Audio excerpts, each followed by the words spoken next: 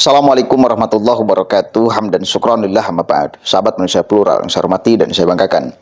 Kemarin saya mengkritik pernyataan Ahmad Dhani. Saya urai kata demi kata karena banyak sekali keserampangan ketika dia berbicara menurut saya. Lalu ada banyak komentar. Fitnah aja kerjaan lu nggak punya karya. Kritik aja kerjaan lu. Saya akan jawab pelan-pelan ya. Dan saya akan tunjukkan nanti di mana analisis Dhani ini memang kayak anak TK. Pertama, saya ingin menjawab, fitnahnya di mana? Saya mengkritik orang yang bagi saya sembarangan, serampangan di dalam mengeluarkan statement. Merasa dia adalah tokoh, lalu pernyataannya mesti diterima oleh publik. Oh, tidak. Harus diverifikasi dulu. Gak bisa. Ini persoalan ilmuwan. Ini persoalan tingkat dewa. Lalu dia sederhanakan dengan menjawab, kenapa Habib Rizik dipanggil Habib? Karena bapaknya Habib. Kenapa bapaknya Habib? Karena kakeknya Habib. Kenapa kakeknya Habib? Karena nenek moyang terusnya adalah Habib. Yang dipersoalkan oleh Kiai Imad itu bukan kakeknya Rizik Syihab. Ya, karena dia ibaratkan, dia umpamakan dengan Rizik Syihab, yang digugat itu bukan kakeknya Rizik Syihab, bukan. Imam Ubaidillah. Abad keberapa itu? Jadi untuk memverifikasi kebenarannya, sudah tidak bisa lagi dengan saksi hidup. Karena sudah nggak ada. Hanya satu yang bisa memverifikasi bahwa Ubaidillah adalah anak Imam Al-Muhadzir, ya dari kitab sejaman.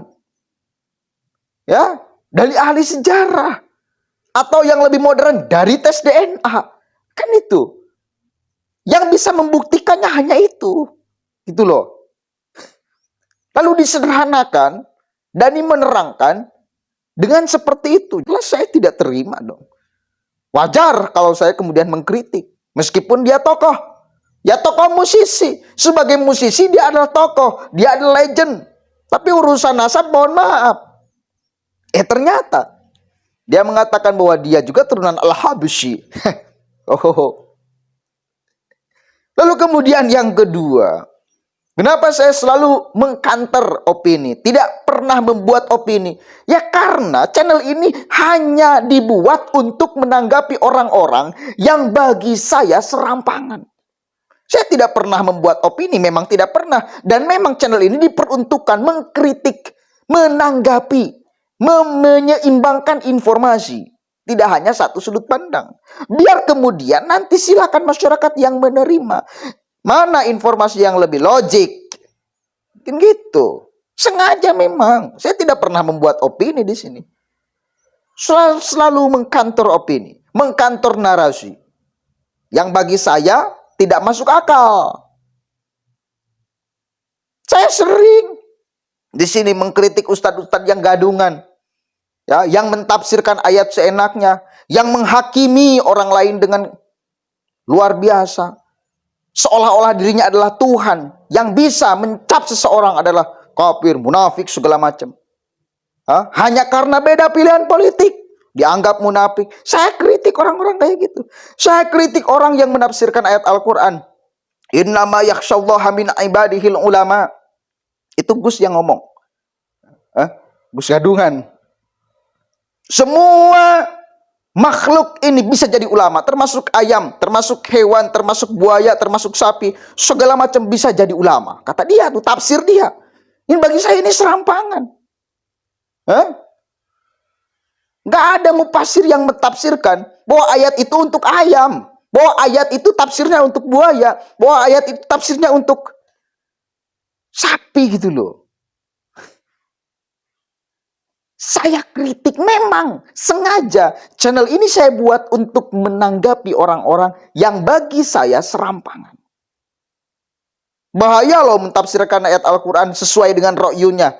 Sementara dia tidak punya kapasitas untuk menjadi seorang mufassir. Man fassarul Qur'ana bi ro'yihi falyatabawa maq'adahu minan nar. Barang siapa orang yang mentafsirkan ayat Al-Quran dengan hanya memakai ro'yunnya, tanpa dia punya kapasitas untuk menjadi seorang mufassir, maka falyatabawa maq'adahu minan nar. Siap-siap. Tempatnya udah disediakan di neraka. Begitu loh ya. Harus dipahami ini. Memang sengaja. Saya buat konten ini untuk mengkanter narasi. Mengkanter opini. Yang menurut saya harus dikanter. Begitu loh. Nih saya tayangkan. Ternyata Dhani juga Al-Habsyi ya. Itu pernyataan dia. Coba cek deh. Habib Rizik misalnya ya. Kenapa bisa mendapatkan gelar Habib? Karena Habib Rizik itu bapaknya juga Habib. Jadi Habib Rizik berhak mendapatkan gelar Habib karena bapaknya Habib. Kenapa bapaknya Habib Rizik itu gelarnya juga Habib? Karena bapaknya juga Habib juga. Kenapa kakek buyutnya Habib Rizik ini gelarnya Habib? Karena bapaknya juga Habib. Gitu. Kenapa Ahmad Dhani misalnya ya tidak punya gelar Habib? Kenapa? Karena ibu saya lahir dari seorang ibu yang bapaknya Al-Habsyi tapi punya anak perempuan yang tidak menikah dengan seorang Habib. Jadi sebenarnya banyak keturunan Nabi Muhammad SAW. Sebenarnya banyak di Nusantara ini banyak sekali. Cuman mereka tidak berhak mendapatkan gelar Habib karena bukan dari garis ayah. Lucu kan? Dia mengkritik Yai Ima, dia ingin mengkritik Gus Fuad Pleret, dia ingin mengkritik Gus Abbas Buntet. Dengan narasi kayak gitu, anak TK kan? Kenapa? Perumpamannya kan Rizik Syihab. Kenapa dipanggil Habib? Ya karena kakeknya. Kenapa kakeknya? Ya karena moyangnya terus. Maka saya katakan, ini layaknya anak TK. Karena semua orang juga berbicara bisa kayak gitu. Kirain saya dia akan menghadirkan, menganalisis. Tapi ya nggak mungkin, dia kapasitasnya bukan seperti itu kok. Dia tidak akan paham kitab abad ke-5 apalagi. Ya artinya, ini kan apa? Ingin mendapatkan legitimasi bahwa udahlah kita percaya aja kepada Habib. Oh nggak bisa. Nggak bisa.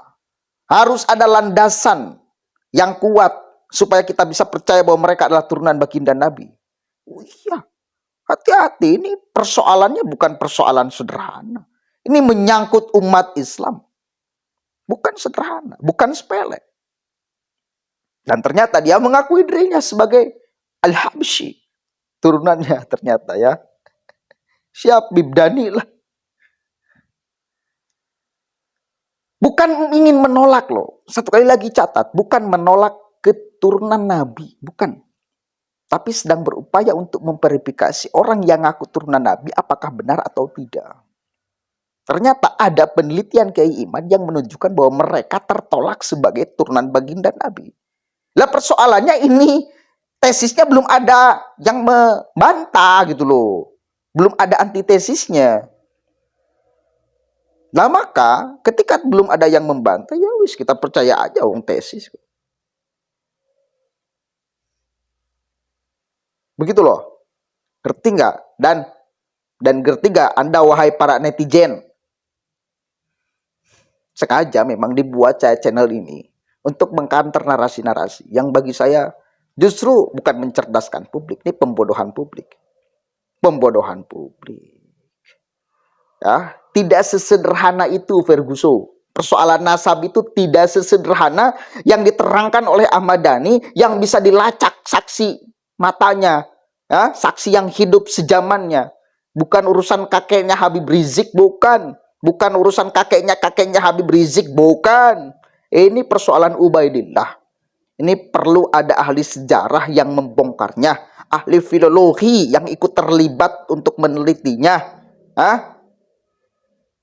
ahli manuskrip yang ikut terlibat di dalam menelitinya. Begitu Dan. Bukan sesederhana dan sesimpel itu, bos. Ngerti gak? Mudah-mudahan ada manfaatnya dan mudah-mudahan kita sebagai masyarakat bisa objektif. Karena ini urusan ilmu. Saya selalu katakan dari kemarin, urusan ilmu itu objektif, bos. Ya, objektif. Ilmu itu objektif. Persoalan nasab ini persoalan ilmu. Pasti objektif. Maksud objektif, ini bisa digali kebenarannya. Siapa yang sebetulnya benar? Apakah Kiai Imad atau Balawi gitu loh. Tidak bisa berbohong urusan ilmu itu. Artinya apa? Ini bisa ada kitab yang untuk menghadirkan siapa yang sebetulnya berbohong dan siapa yang sebetulnya benar. Bisa gampang dilacak kok. Persoalannya kan sekarang belum ada dari Balawi yang berani menunjukkan. Padahal tugas dia untuk mencari kitab sejaman dulu. Abad 5, abad 6, abad 7. Untuk menegaskan, menjelaskan bahwa memang Imam Ubaidillah, untuk menunjukkan bahwa Imam Ubaidillah adalah turunan Al-Muhazir. Gitu ya. Mudah-mudahan ada manfaatnya. Wallahul muwaffiq ila aqwamit thoriq, wallahu a'lam bishawab. Assalamualaikum warahmatullahi wabarakatuh. Bentar, ini ada yang pin call ya.